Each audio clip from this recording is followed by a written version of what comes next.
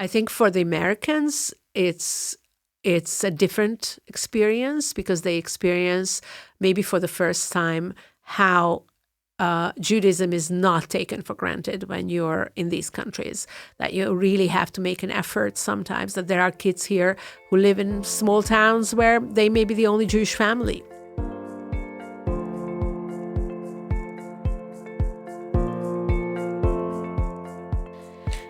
Hello, everyone. I'm Rachel Merowitz. Welcome to Something in the Water, a podcast to get to the bottom of what it is that feels special to me in Budapest's Jewish community.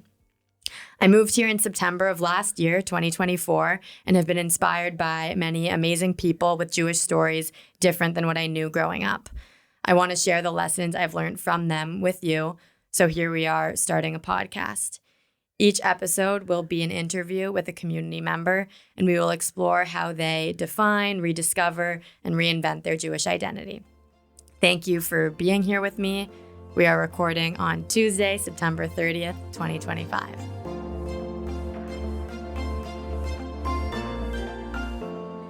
So for our first interview, it's my pleasure to welcome Zsuzsa Fritz to the show today. Zsuzsa has been an educator, a leader, and a pillar of this community since the 80s. After the fall of the Iron Curtain, different Jewish organizations started popping up, and Zsuzsa was involved in the formation of many of them, namely JCC Budapest, the Jewish Community Center, Chaver Foundation, an organization teaching about Judaism and the Holocaust in non-Jewish schools across Hungary, and Sarvas Camp, an international Jewish youth camp a couple hours outside Budapest. Today, Zsuzsa leads JCC Budapest Jewish Knowledge Center, is the Director of Jewish Leadership and Wellbeing at Sarvas Camp, and a board member at Chaver Foundation. Welcome, Zsuzsa.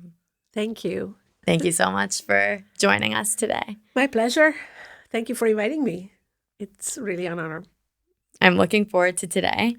So I guess we will start with a story that we've spoken about before and that you talk about on other interviews, your Jewish discovery, which took place at your dad's funeral when you were a teenager. Can you start by telling us a bit what that discovery was like at such a devastating, pivotal moment in your life? Well, that's interesting because when I get this question, I think some people expect me to say, well, that was like a huge moment and traumatic moment, a dramatic moment, moment of discovery. And the truth is that it was much more like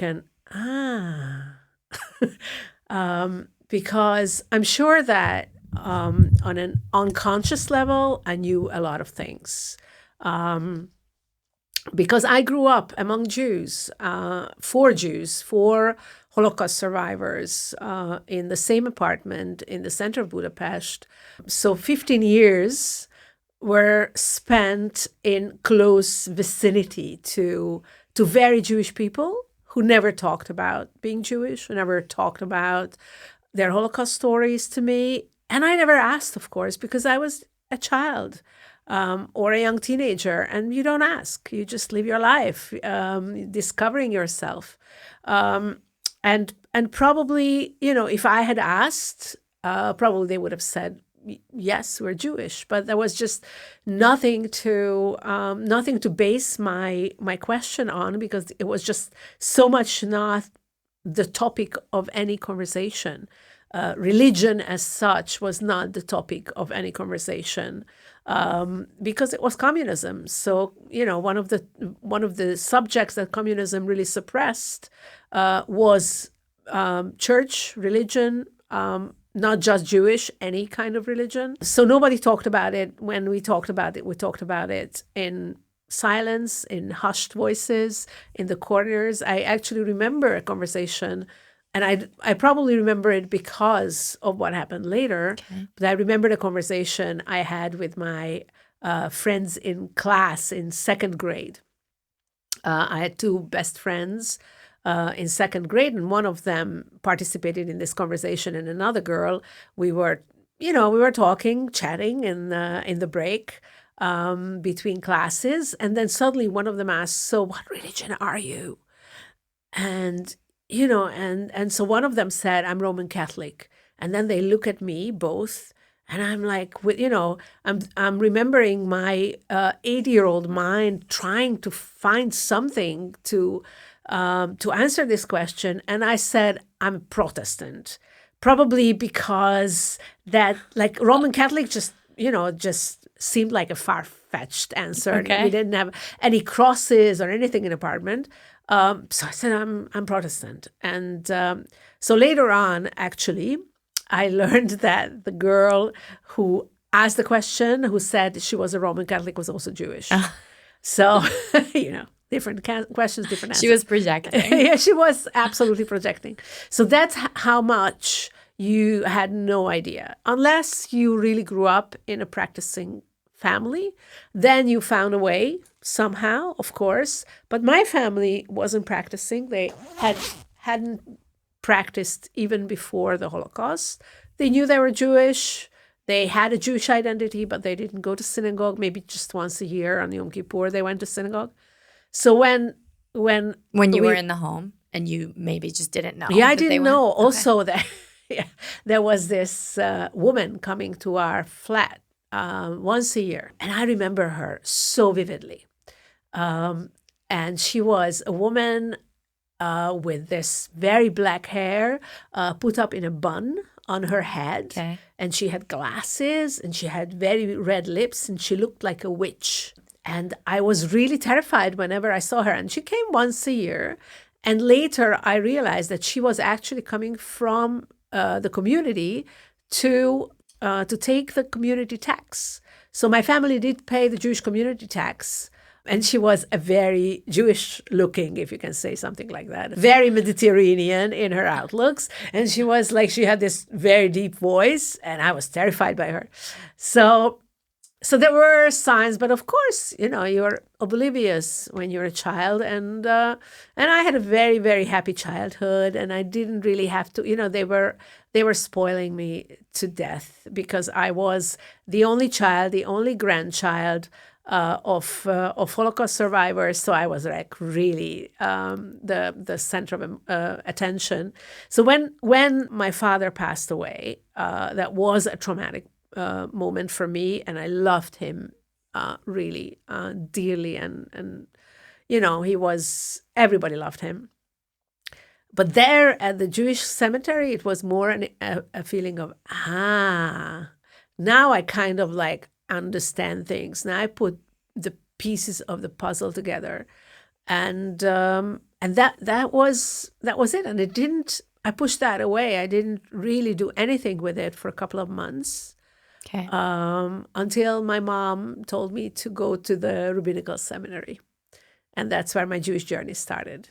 In the synagogue, in the corridor outside the synagogue, in the rabbinical seminary. Okay. So was this before the fall of the Iron Curtain? Yeah, that was 82. Okay. My father passed away in 81, and in 82 it was around March maybe when, it was a heavy home, a very heavy home where everybody grieved. Yeah. And I think my mom just wanted me to meet a Jewish friend, boyfriend maybe, because that's how she was a Jew. She went every Tuesday to these 5:00 tea evenings, which were 90% Jewish, but social hour, social thing, dancing, and that's how they met their husbands. Sometimes Jewish, sometimes not, but that was mostly Jewish. So that was for her, that was kind of the Judaism. For many Hungarian Jews, I think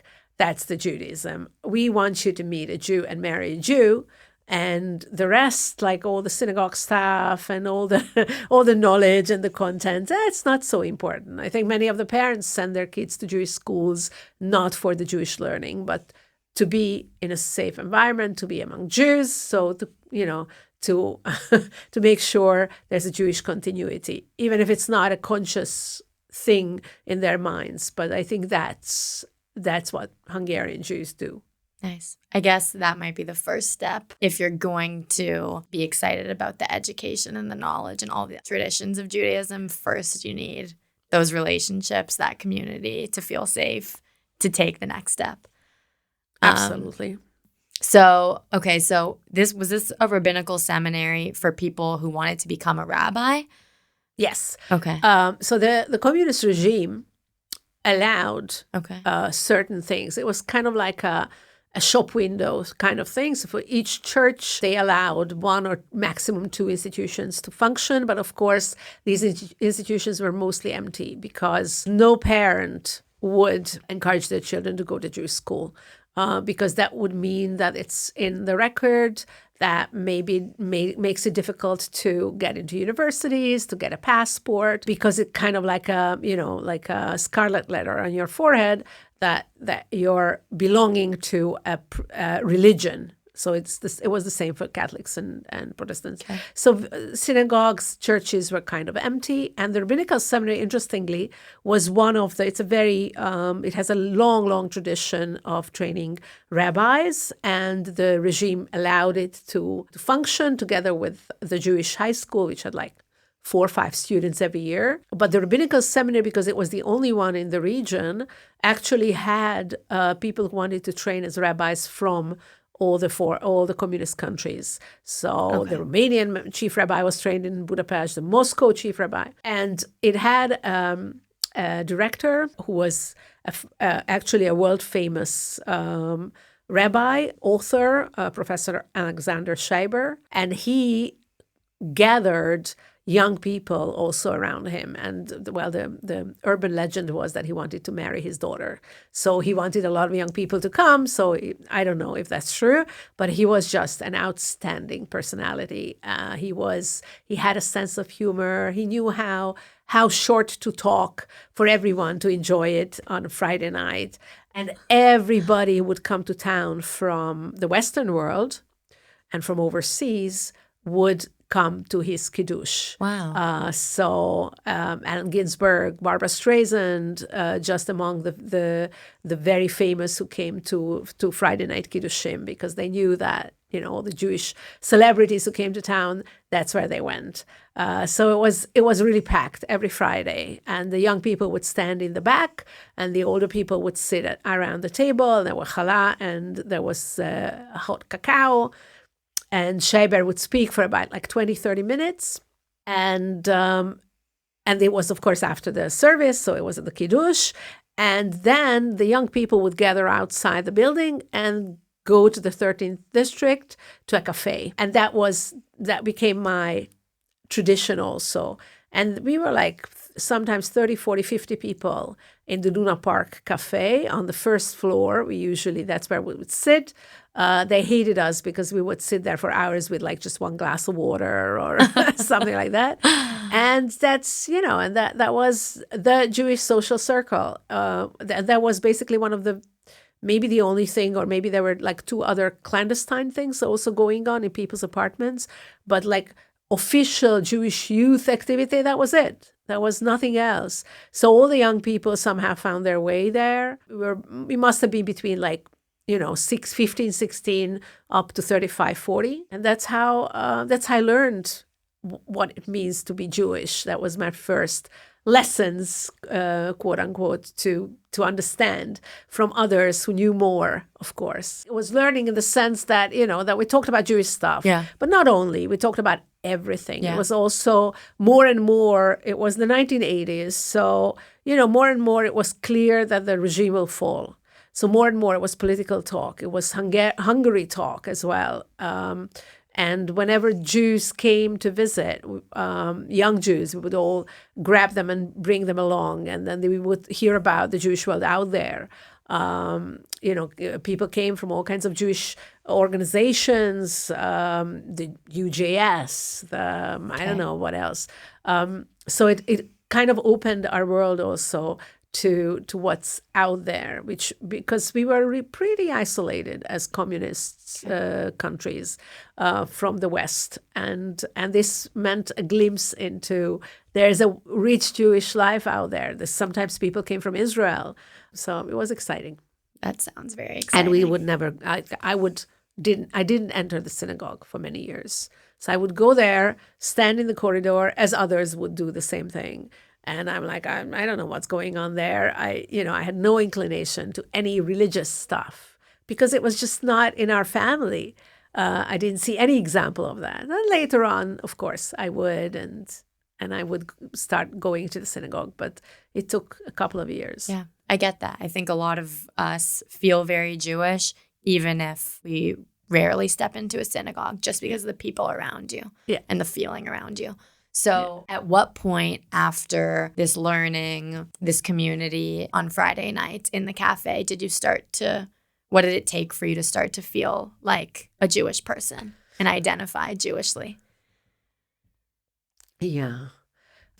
I think it probably happened pretty fast because it was exciting, because suddenly there was something else that connected you to people. Like in my class at high school, we were like 5-6 Jews, and 2 or 3 of them identified. And then we found each other, and then there was something that connected me to a couple of people outside being classmates. And I think when I was first exposed to not being around Jews all the time, was also very critical. I went to university, and I was a student of English and Russian. We had to go to the Soviet Union on a stage, on a practice, whatever. And that was the first time after I became part of this Jewish community that I was there for like months among non-Jews as a Jew with my identity. And that was kind of like when you first say, I'm Jewish out loud to someone else who is not Jewish, that's a very critical point.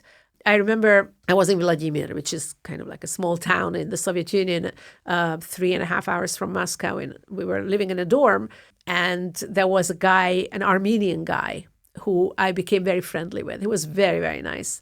And we would talk for hours, and he would play me his poems on guitar. It was also very romantic. And and then only after like 2.5 months, I mentioned to him that I'm actually Jewish. And he got so upset. And not because he was an anti-Semite, but because how come you hid that away from me? We have very similar faiths, Armenians and Jews. And he was really, really angry with me that I wouldn't say that to him for such a long time. And I'm like, okay, that's strange.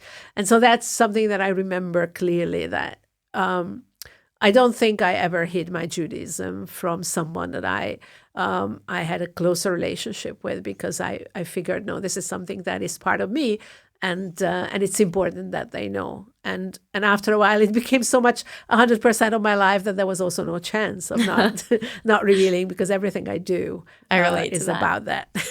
I guess it makes sense that if until you were 15, you weren't really part of this world. And then when you decided that you wanted to be part of this Friday night action, you're surrounded by so many Jews. And then you take the step outside the community, and it's like, okay, now I have to make a choice. Is this something that I'm going to identify with and I'm going to keep going? Or if I don't, or it's going to disappear.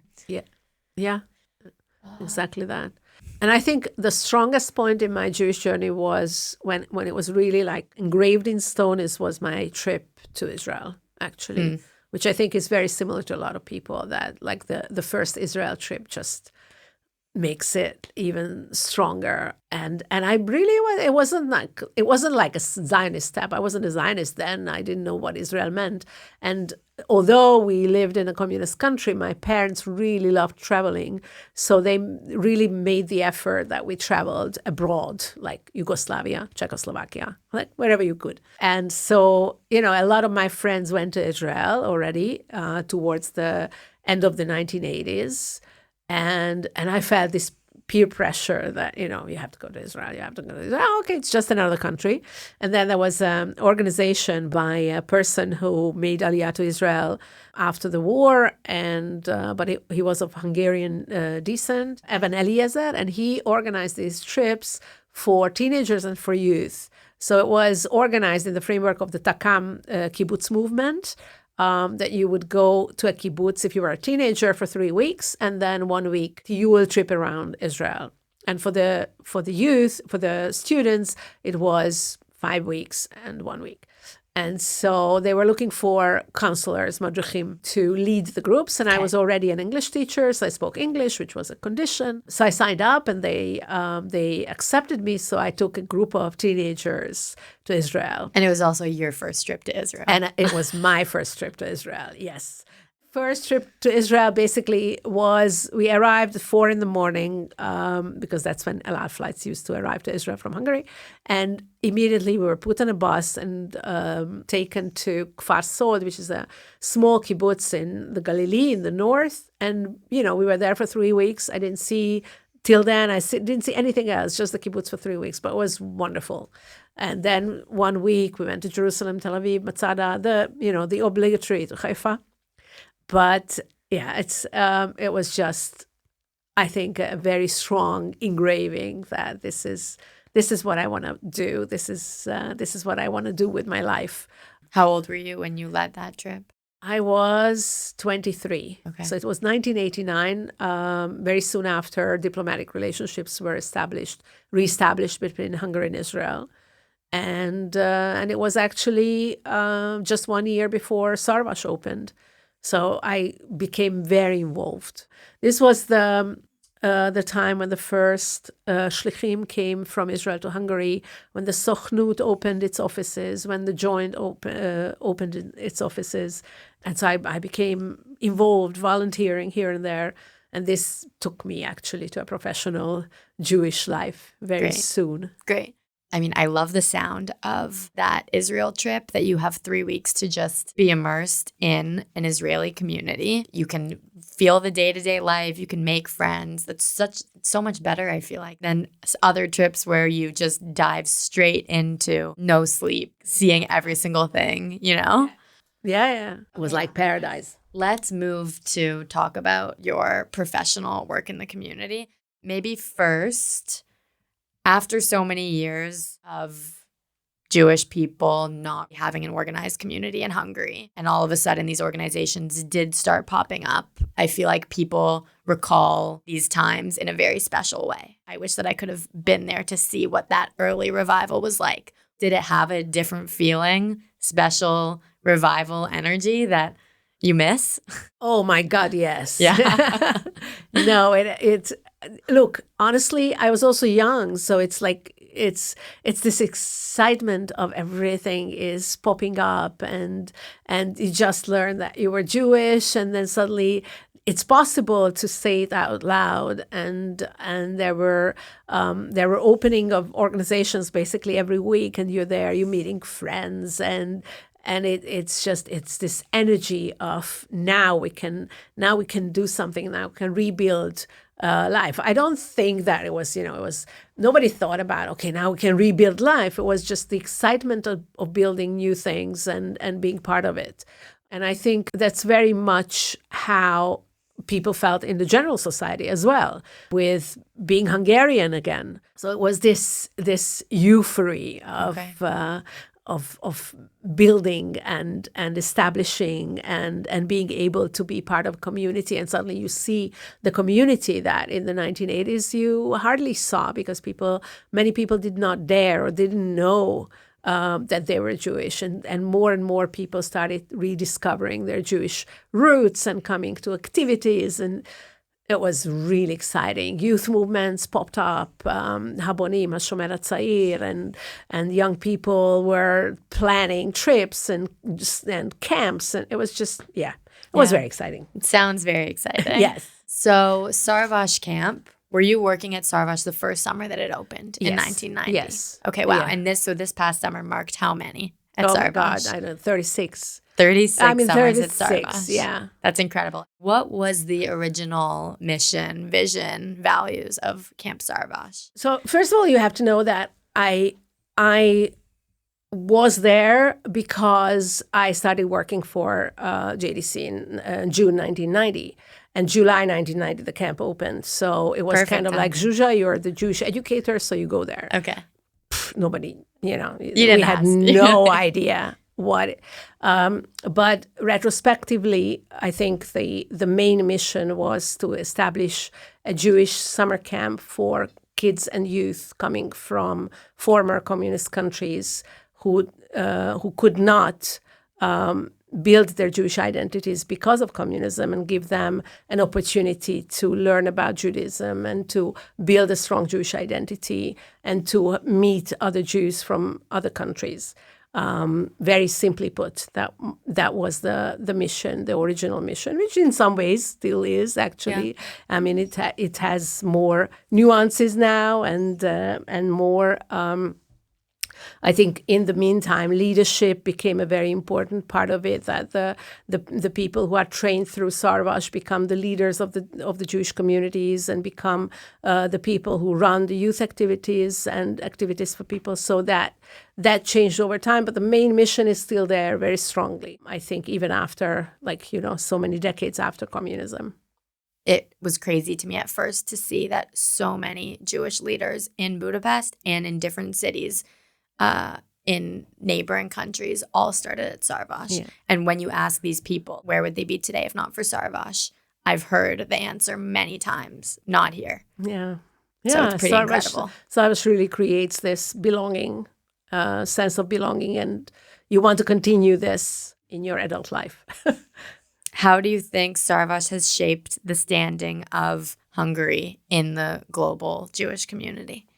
I think Sarvash gave a lot to the standing of the community. I think it connected Hungary very strongly to the international community, to the communities in the United States, to Israel, to many communities in the region, and it created somehow.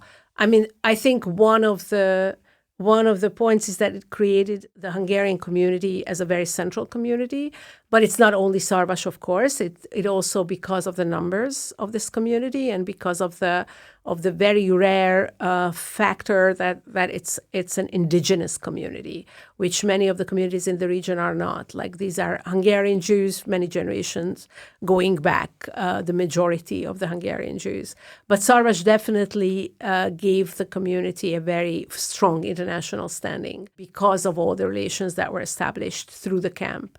I don't know if the local community would admit to that, but that's another question. Okay. Yeah, I mean, the fact that kids from so many countries are coming to Sarvash, I think they say 25 countries, right? Yeah, at least. This summer when I was working there, I did act in one skit 11 times because of the voiceovers and all the different languages. Yes. Must have been exhausting. It was, but also I'm so happy I got to experience that because now I can really explain how international this camp is. Yes. What do you think for Jewish campers from around the world that are coming to Sarvash? What's the impact of this experience on them, not just Hungarian campers? I think it's immense, and I think it is different community to community. But for the kids coming from small communities, I think the impact of being together with hundreds of other Jews in the same environment and singing Jewish songs and dancing Jewish dances and going through Jewish experiences, it's very, very determining. It creates a sense of we're a strong people and we're many, and I think that especially in the last few years after October 7, when you experience again the resurging anti-Semitism everywhere, I think it is a very strong sense of security and safety in being Jewish in the camp.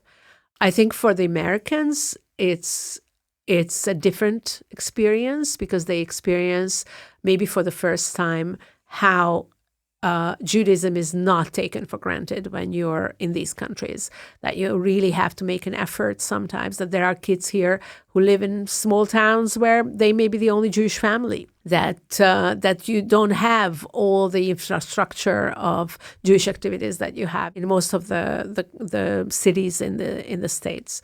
And for Israelis, it's also a different experience because they realize how much Israel needs the diaspora and the diaspora needs Israel, that it's a special relationship that's established, that they realize how much Israel means for these Jewish kids in their Jewish identity in a very different way, and how much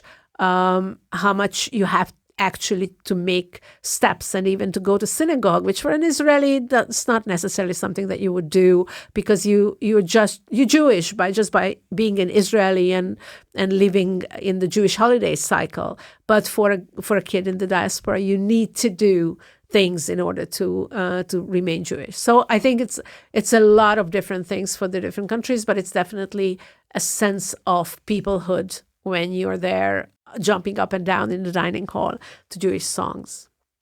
I didn't grow up going to Jewish summer camp or any sleepover camp. So my first couple of days at Sarvash, I was kind of finding my footing. I don't know if sleepover camp's for me.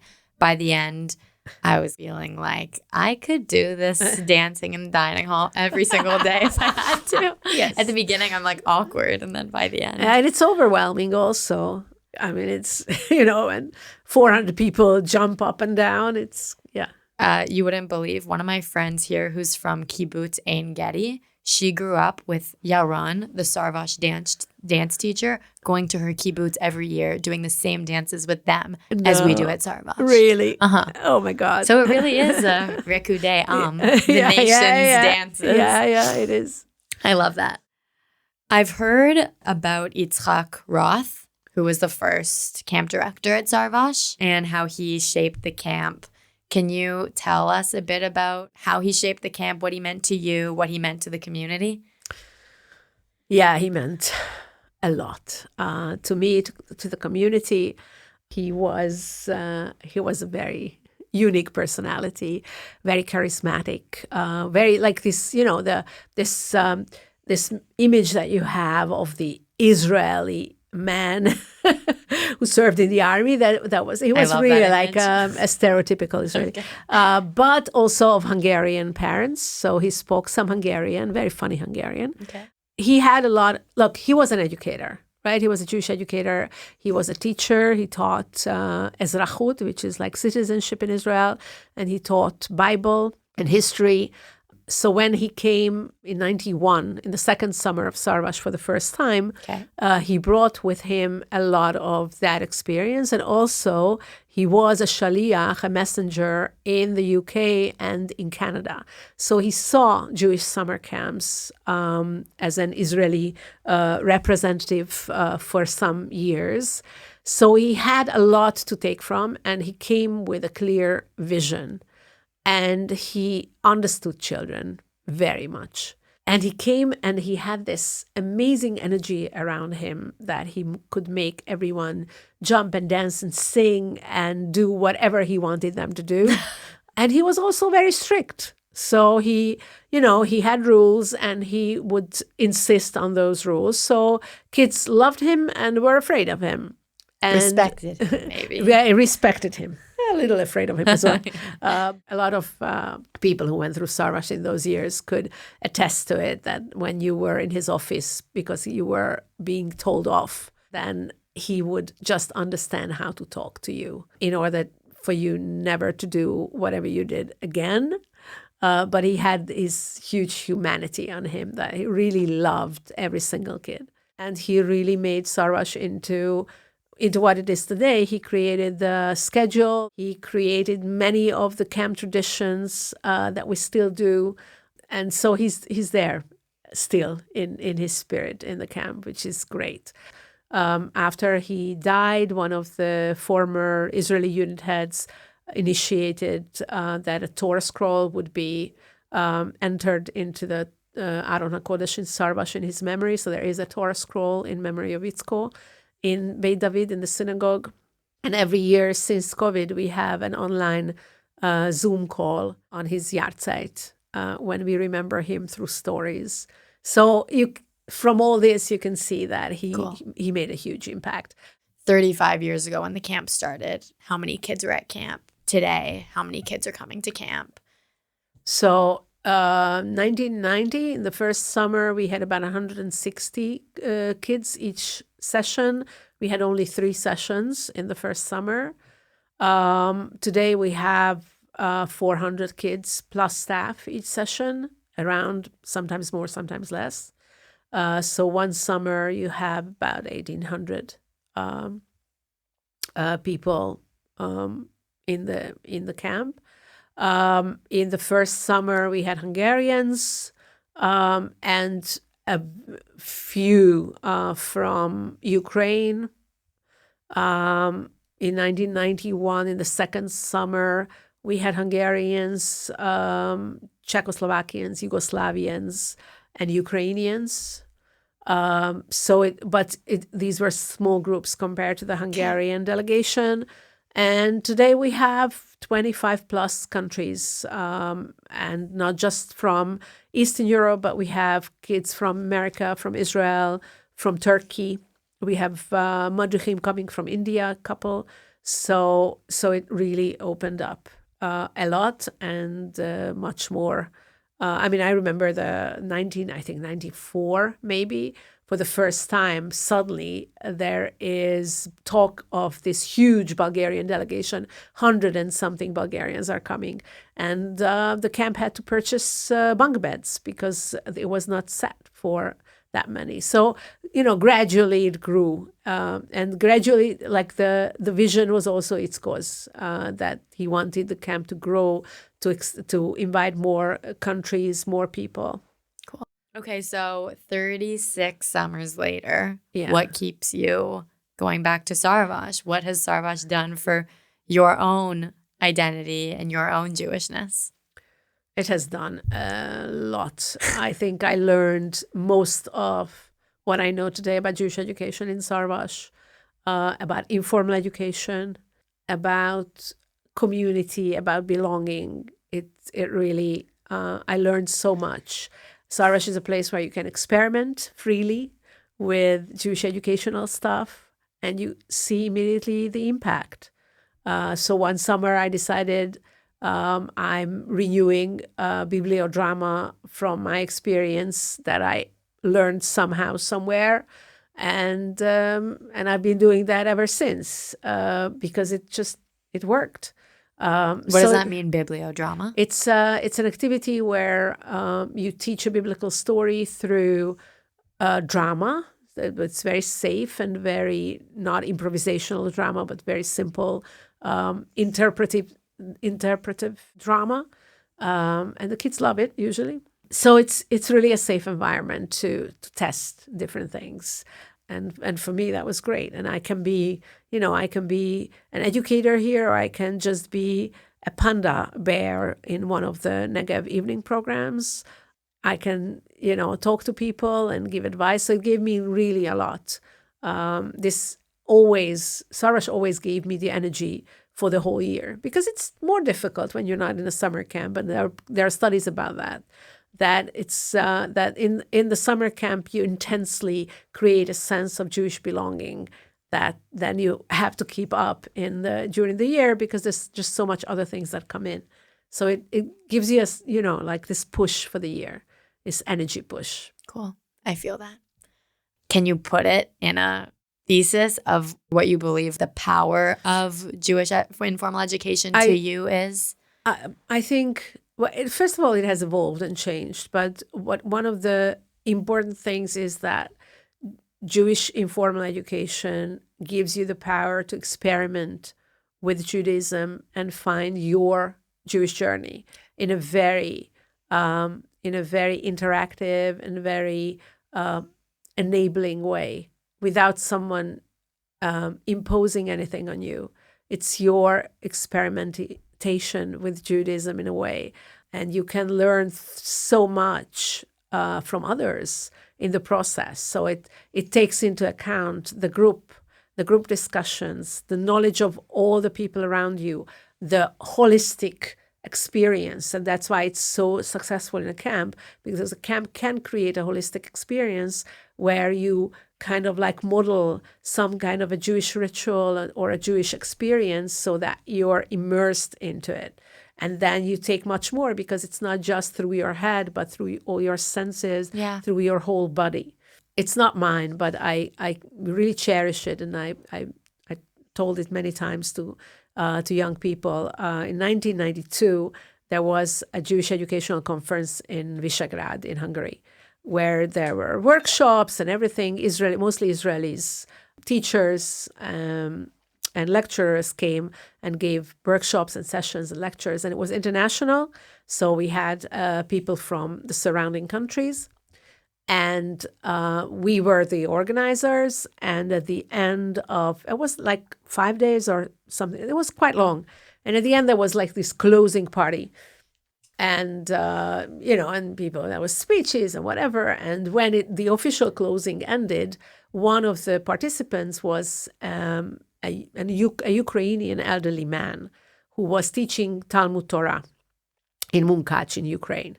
And he suddenly comes on the stage and continues the program with his accordion. And he sings these Jewish and Yiddish songs, and everybody sings with him. And he creates this wonderful atmosphere suddenly. And so when he finished, I went up to him to thank him. I tried my broken Russian because he didn't speak English. And suddenly he throws at me his life philosophy. He says that he's teaching Talmud Torah to kids in Munkac, and he thinks that Judaism is a treasure which is behind a wall. And with everything you do, with the teaching and everything, you make that wall thinner and thinner. And maybe you will never get to the actual treasure, but it doesn't matter because the process itself is so enriching. Now, I'm paraphrasing, of course, but it just really touched me. Because that's something that I think informal Jewish education does. It makes the wall thinner and thinner, and maybe sometimes you even get to the treasure. The process of finding your Judaism is what it means to be Jewish. Yes. I like that too. Thanks for that story. Chaver, Informal Jewish Education. What's that organization about? So Chaver we established in 2002 with friends and friends, because we realized through a program that was running in the Frankel Synagogue, actually, where high school students came to speak to Holocaust survivors, how much the kids in public schools have no idea about the Holocaust or Judaism whatsoever. So we were thinking, by participating in these programs, helping the Holocaust survivors, being volunteers. So we were thinking, this is something that we could do, actually. We could have volunteers go into public schools and do some education about Judaism and the Holocaust with the methods that we learned in Sarvash, informal education, because we saw how much effective that is. So that's what we did. We established Chaver, and that was the main mission, still is, to teach Judaism and the Holocaust to public school kids. We created the basic activities for both, for Judaism and the Holocaust. But what we realized and what we emphasized, that we never do teaching about the Holocaust without the Jewish stuff, because it's important for us that it starts with breaking the stereotypes about Jews. So that's what the activity does. The activities, of course, changed with the time, but that's what they do. They break the stereotypes and they make it clear to the students through their own thinking processes that you can be Jewish in many ways and you can look Jewish many ways. And then when the school sometimes required, then following that up, we do also an informal educational process about the Holocaust. Okay, cool. Since this project of Chaver has started, what have you guys learned about anti-Semitism in Hungary, how ingrained it is? Well, mostly what we learned, look, it's a biased survey because some schools never invite Chaver. So the schools that invite Chaver are usually the schools that are more liberal and open-minded, and then the kids are more open-minded. But you still realize that without them knowing, they carry so many discriminative stereotypes about Jews. And then many of them, not all of them, realize that's just not true, what they heard or what they picked up somewhere. One of the things that we used to do, I don't even know if we'd still do that, is that before the class, when the class starts, the facilitators ask the kids to take out a piece of paper and write down all the words that comes to mind when they hear the word Jewish. So associations. And then after the class is over, they ask them to take out the paper again and write down if they would like to add anything.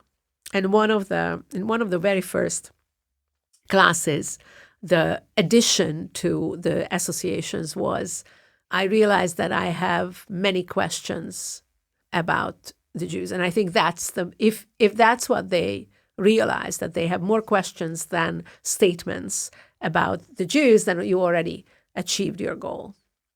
And of course, it's sometimes we did meet anti-Semitism, deep set prejudice, we had some very negative experiences. I was a volunteer going out in schools, and that's where I had most of my experiences. But that was still in the first decade of the 2000s. Now I don't know. I don't have that much experience anymore because I'm just on the board, so I don't get to see classes.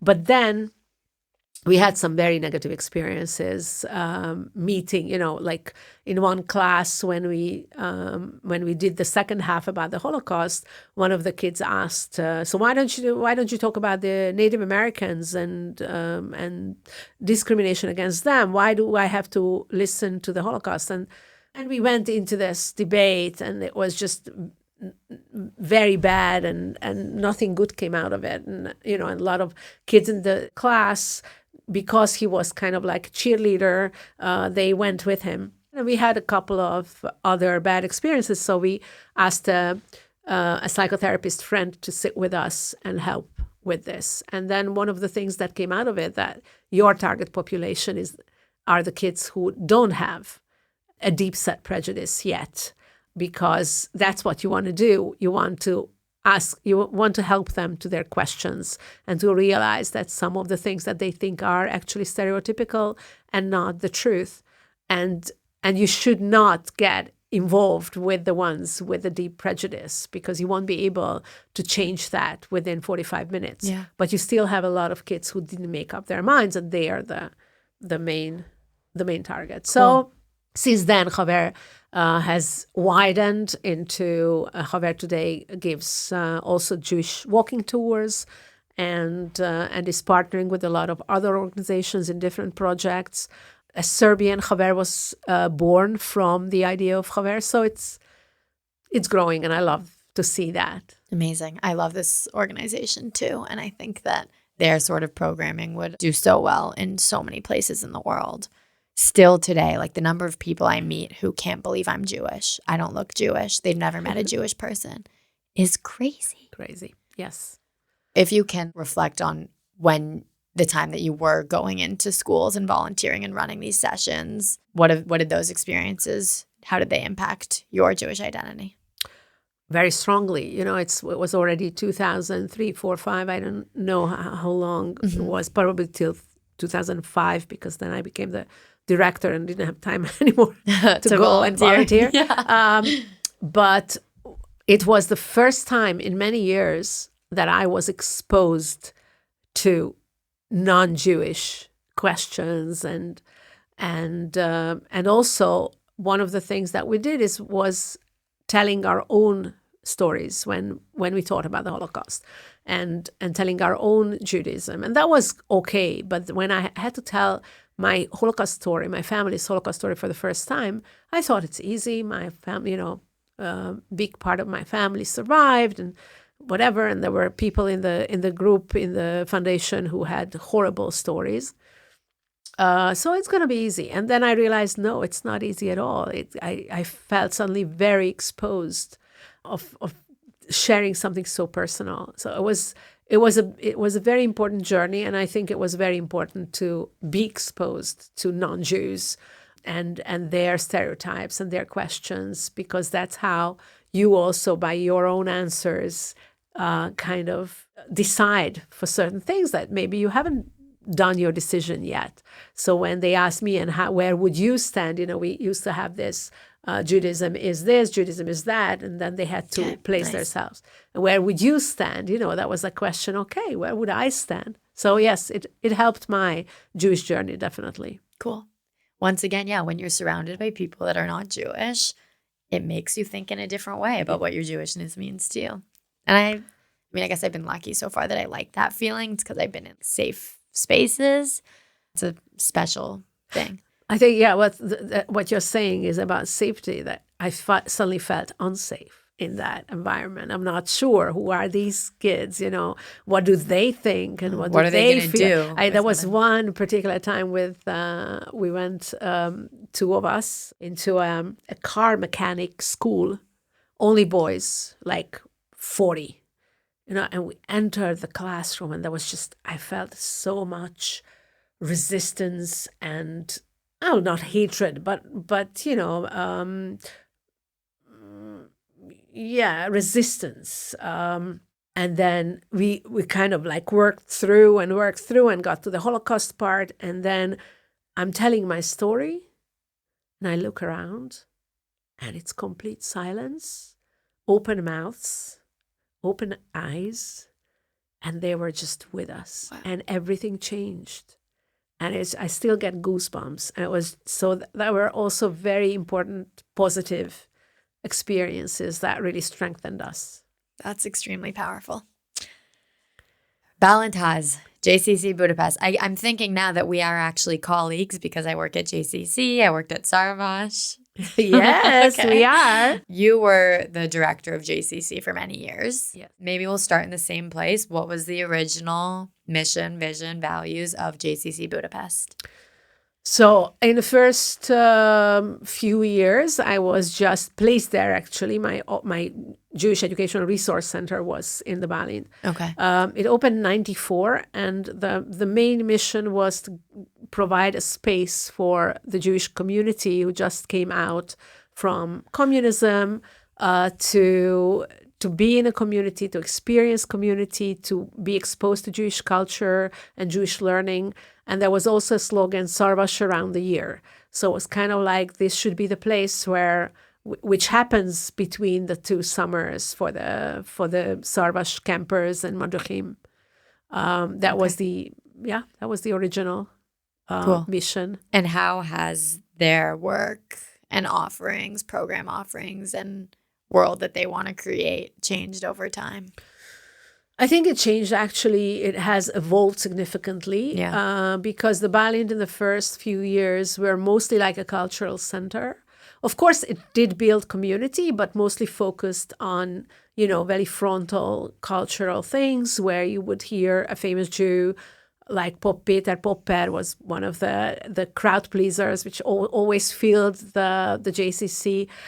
Famous psychologist talk about Jewish identity, or there was the film club of Tamás Perlaki, which also filled with Jewish and non-Jewish films at all. And I think when I became the director, one of the major shifts that I wanted to do is really create more of a community center where the community is in the focus and where we build community, and through building community through much more of less frontal programs and more interactive programs, and also partnering with other Jewish organizations, because by then it was a very rich community, but very, very many Jewish organizations working totally in silo and not in a cooperation. And that was one of the major tasks and missions to try and create partnerships.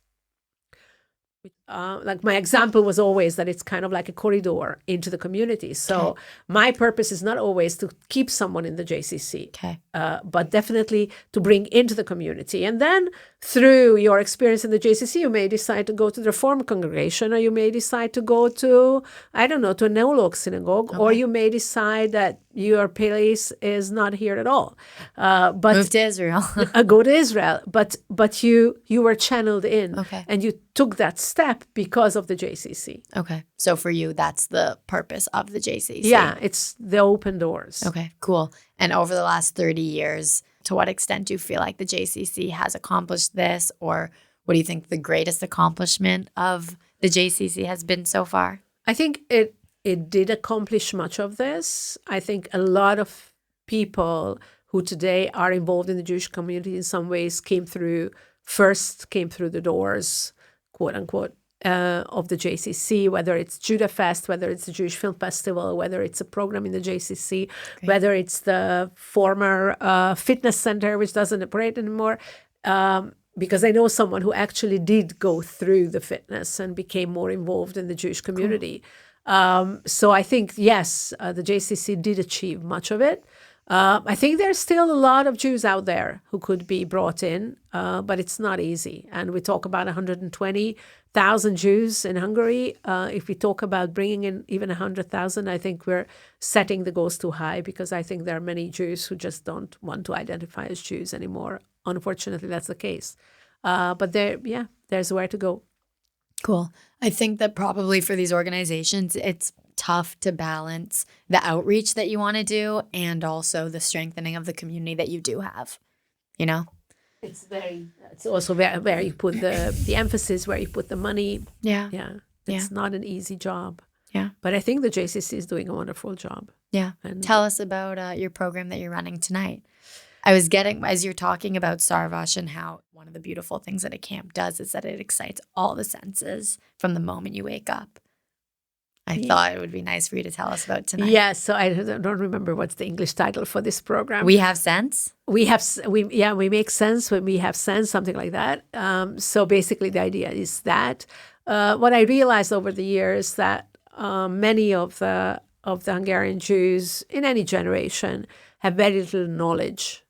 But I also realized that content in a very sophisticated way will not always go through, or they're not open for that. So this program is actually to bring you into the world of the Jewish holidays through your senses. So we eat and we drink and we smell and we touch, and it's lightweight. So I'm trying to introduce the different holidays in a very light, very fun, very entertaining way, and it's also very interactive. So one major part is that people sit around tables, they can interact, there are tasks to interact.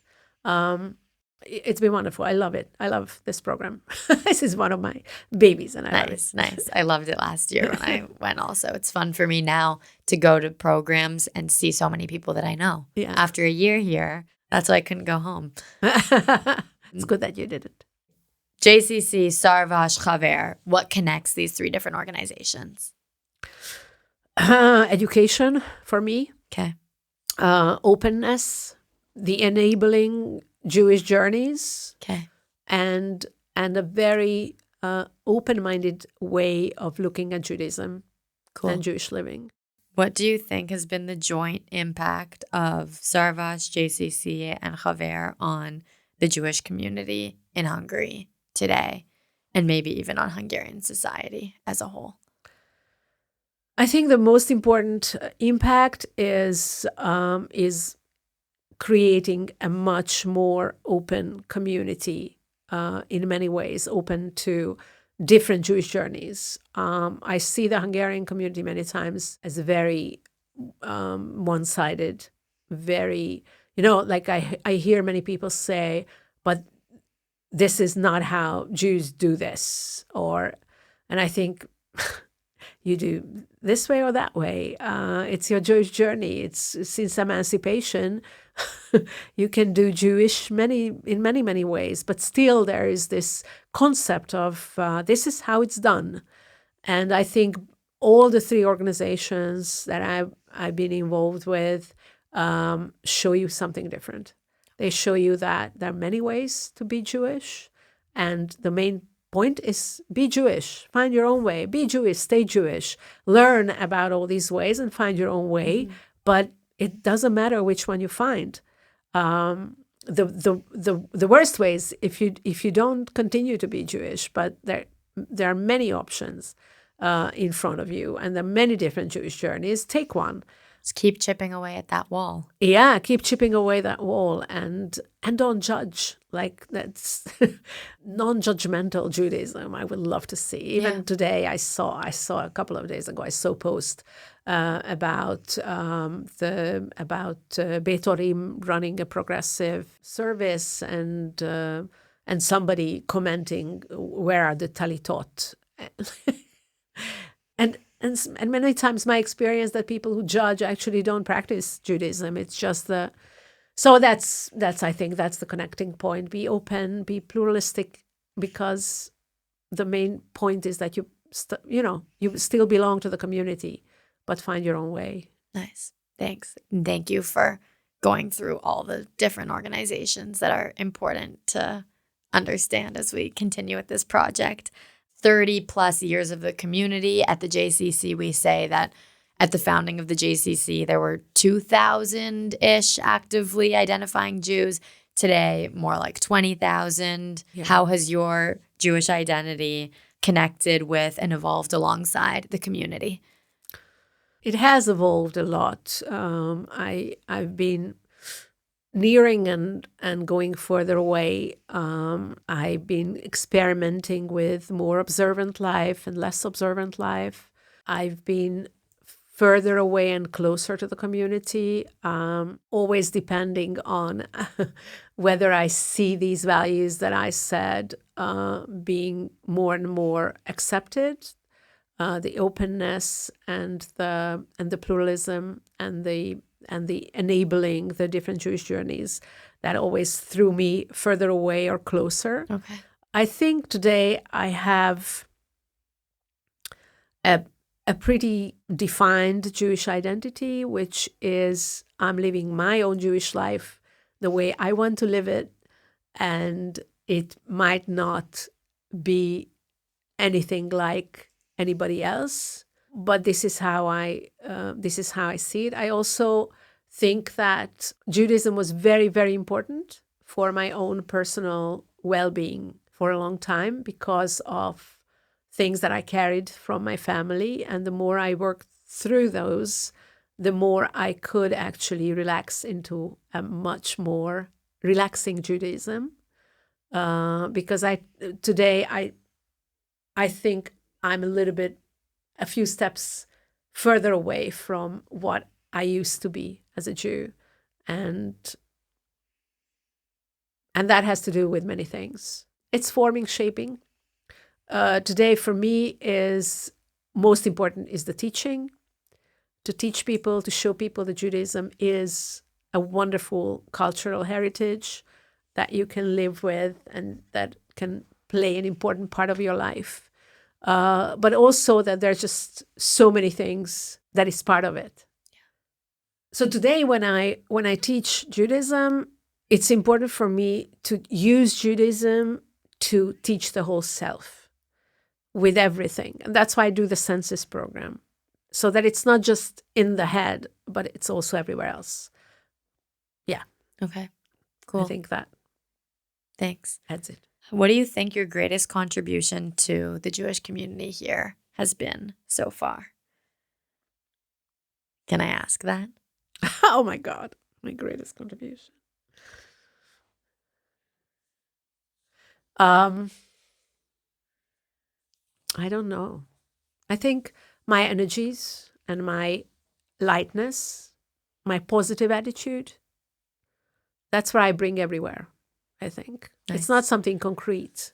Once, many, many years ago in the 1990s, Gabor Schweitzer wrote an article into the newspaper of the Union of Jewish Students then.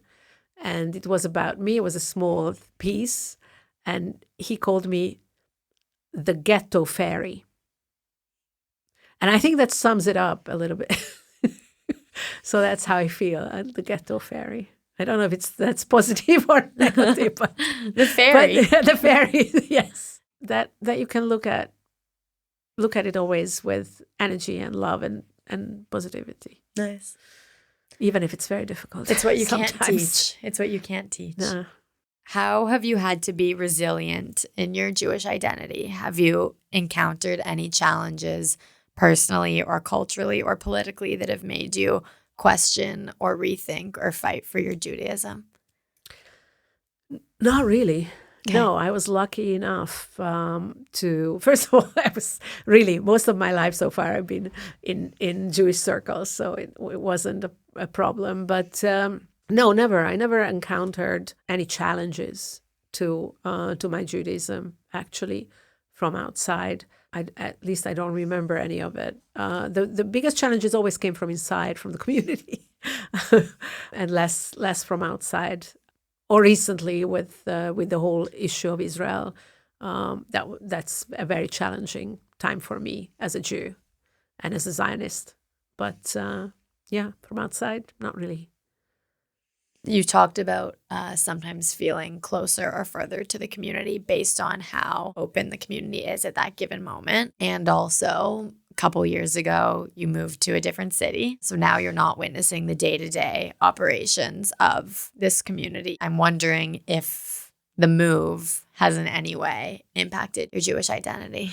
Oh, yes, definitely. Because here every minute of my life was spent with the Jewish community. In Vienna, it's not. And suddenly, after being in a community where everybody knows you and where everybody says hi to you in the street, and whenever you go to a community event, you basically know everyone.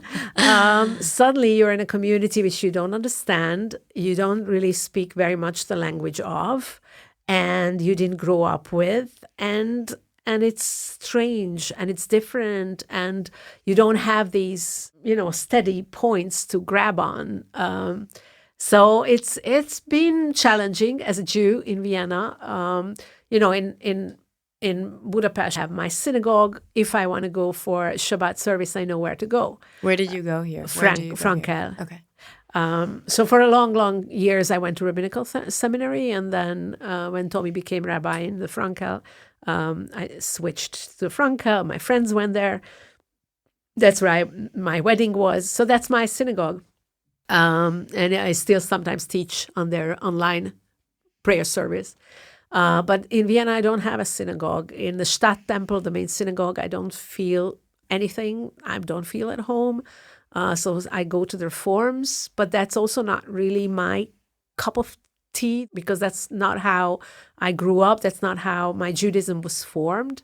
Not that the neologue is, but it's something that I know. The reform is something that I don't. So it's pretty difficult. But one of the good things is that there are many Hungarian Jews in Vienna, many of them who I've known because of Szarvas. And we are organizing events for the Hungarian Jews in Vienna. So we created our own small community, and that's just very satisfying. Nice. Sounds that like also you. Brings back the memory of the 1990s when you're volunteering. Basically, you do the sandwiches and you bring the stuff for the food for the event, and you organize the room. In the JCC, I didn't have to do that anymore. I had a staff. But here I have to, and it's really nice. It's a nice feeling. It really brings back those early days of enthusiasm. Cool. I guess in every stage of life, there's an opportunity for a new building, community, your role to take on something different. Yeah, I really enjoy it. So that's exciting. Yeah. How do you hope this community will look in 10 years? Yeah, these are the questions I usually cannot answer. Look, one of the things that I see is a development and progress in partnerships and cooperation. I really hope, I don't know if that's going to happen, but I hope that the JCC's role as an institution that liberalizes how Judaism is perceived in the community is just becoming bigger and bigger and will succeed in many ways. I also see that religious Judaism will shrink. I think people go to synagogues less and less. The new generations, very few of them actually practice Judaism in that way. But I think it will make all the open Jewish organizations like the JCC much more relevant in the future. Nice.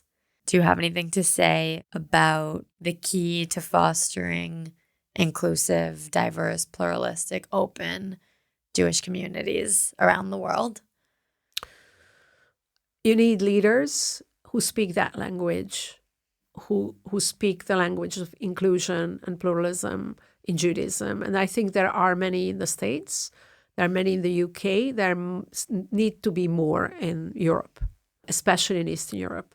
I think it's about communication, it's about what people hear, and it's also about digital Judaism, that because people get more and more digital, so the more this language is out there and is heard, the more people will use it.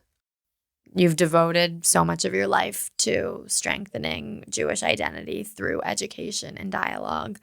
I wonder if you have anything to say to listeners who may have taken their Jewish identity for granted in the past, but now with the war, with anti-Semitism in the world, might be struggling with their Jewish identity for the first time.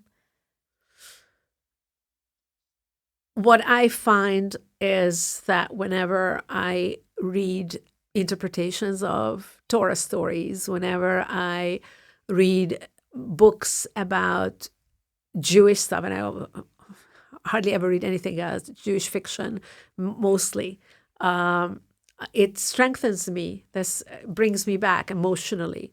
The moment that I find an emotional connection, then it strengthens my belonging to Judaism. So that's what I advise, that find something in Judaism that you love, read a Jewish book, watch a Jewish movie, and it will bring you back why you love this thing so much and why it's so important to you. And Thank you. For me, that helps against politics and brainy stuff and heady stuff. Thanks.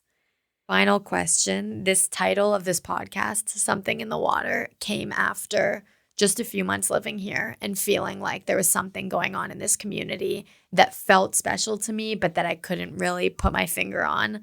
So I wanted to have conversations with people to try to get to the bottom of what that is. What would you say is in the water in Budapest Jewish community that other communities might be able to learn from? Creativity. I think it's a very creative community. And I see that also in comparison with Vienna. There's so many things going on, so many creative, new, fresh things, taking Judaism from a different perspective every time. I think that's one of the things that is very special about the community. Okay. Thank you so much, Zsuzsa. Last question, which will be the start of a new tradition for Something in the Water, is what's your favorite restaurant in Budapest? Favorite restaurant in Budapest? Okay, it's not a high-profile restaurant, but we okay. always go there to celebrate and to talk, and it's good food and good service and not very expensive. It's the Blind Raven in Újlipótváros in the 13th district. Okay. Thank you so much, Zsuzsa. Thank I've you. had a great time talking with you. Me too.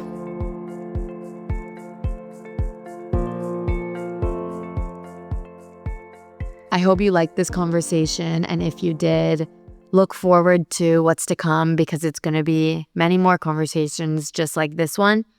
I hope to welcome you in Budapest soon.